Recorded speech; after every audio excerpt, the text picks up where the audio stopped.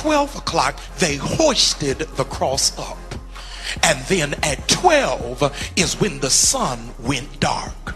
I think I've lost you. As long as Jesus was on the ground, it was not an issue.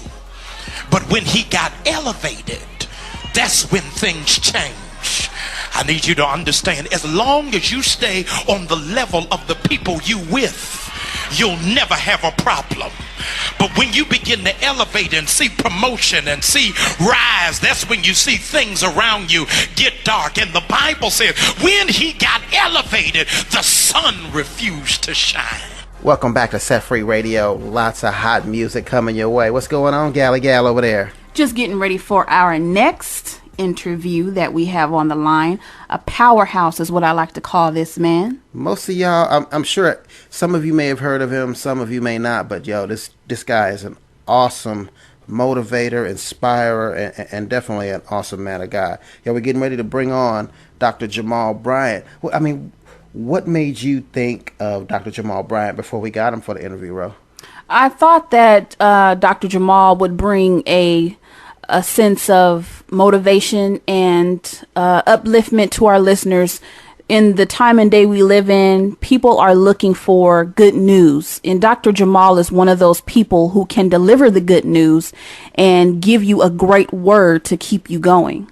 Okay. You may have seen him on the Word Network. You may have seen him on TBN. You may have seen him at many conferences around the country. This guy is phenomenal, awesome. He's also got a TV show coming this fall on TV One with Casey and JoJo, reality show. You definitely got to look out for that. Yeah. Well, enough said with the intro. Welcome to the show, Dr. Jamal Bryant. How are you today? Wonderful, Dr. Jamal. Once again, we want to thank you for joining Set Free tonight. And we want to go ahead and get right into the questions. We know you have a very busy schedule. Now, we look at your ministry here on TV via the Word Network and a lot of other networks. We see a lot of the good works you've done in Haiti and many other countries. We want to know what gives you the greatest feeling of accomplishment when it comes to your ministry. Well, after seeing our church rise up in 30 days and collect 17,000 pair of shoes for Haiti, after seeing our church raise $50,000 in 2 weeks after Hurricane Katrina, seeing our church respond to the need of abject poverty in the city of Baltimore, collecting presently 3,000 pair of shoes for inner city young people as they go back to school. The blessing is not even just the recipients, but just to see the hearts, the minds, and the countenance of the giver, so that they understand that we have a responsibility. So many times we have limited giving to a tithing envelope, that we forget that we are to tithe not just our tithe, but also our talent and our time. And so to see people who have been raised in a culture that is very much selfish, to be transformed by ministry to become selfless is a tremendous delight to my spirit. I'm feeling the fire that y'all got going out there on the East Coast right here in Cali. But Dr. Jamal, as a man who motivates and inspires our culture and definitely our youth, we got a lot of youth out here listening in Central Cali. What do you think are some ways that we as a people, as a community, can step up to the plate and start taking our youth back? I think that we have to take off our church mask and our costumes of perfection and lend ourselves to some vulnerability and transparency. Our young people would more readily identify with us if we were identifiable. We can tell them as adults, we know what it's like to make poor decisions, bad choices, to not always do the right thing, but God is a redeemer. But we forced our children into a false pretense of perfection that they're never able to measure up to. So from the pastor all the way to the deacon to the usher, everybody has a testimony. And if we become more relatable to our young people, then I think that we'll have a greater respect from them, a greater appreciation, and we'll be able to point to their lives. But as long as we're preaching at them and not preaching to them, the word will always come back forward. That is definitely awesome, Dr. Jamal, and our youth here and worldwide can actually take those words and use them for their own sakes. Now, Franky-D and I, we attend church and we see that We go to church. We go to church, and we I see. like church. I do too, and we see that Dr. Jamal know how to have some church. Yeah, definitely. Definitely. I love watching it. You know, I could just shout right now. Okay, we won't let you do that. But now, can you tell us the characteristics? What are the characteristics of a healthy church, Dr. Jamal? I think the characteristics of a healthy congregation really are reflective of what are they empowered to do after the worship encounter. Are they just having an emotional high? Karl Marx called Christianity the opiate of the people, that we use church almost like a drug to numb the pain and the disparity, and then when church is over, the high wears off.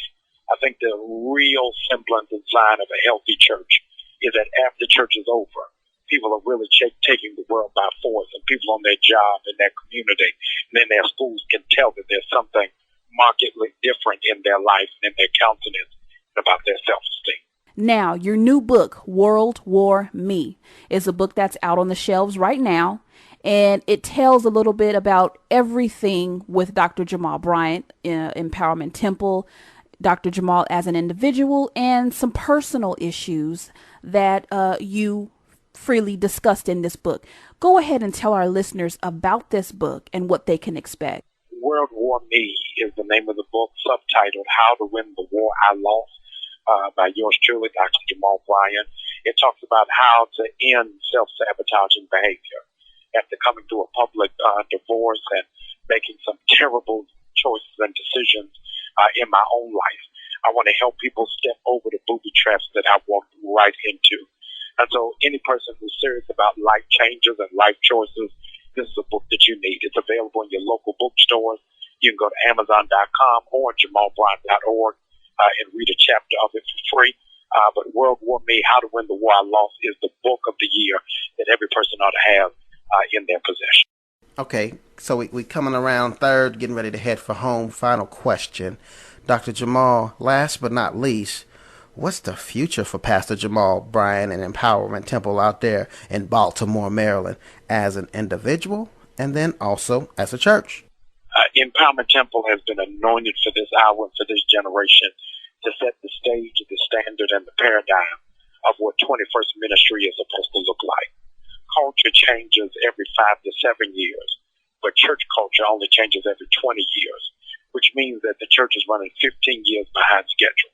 I pray that what Empowerment Temple has, in fact, been anointed and assigned to do will change the culture of the church and impact the culture of the larger society. All right, Dr. Bryant, World War Me, Central Cali, you heard it here first. Definitely check out that new book. You can get it on Amazon.com, or for more information, visit Dr. Bryant at JamalBryant.org. That's JamalBryant.org. Any parting words, Ms. Rowe? Yes, we just like to say thank you, Dr. Jamal, for coming on Set Free. We know you have a very busy schedule, and you took your time out to sit with Franky-D and I to discuss Empowerment Temple and Dr. Jamal as an individual. May God bless you, and thank you for being a part of our show tonight. Thank you so much. I'm honored just by being here. All right, Set Free family. That was Dr. Jamal Bryant right here on Set Free Radio. I mean, what can I say? The man is definitely awesome and on fire for God. But keeping the show moving, we got more new music coming your way. Don't go nowhere. This is Set Free, baby.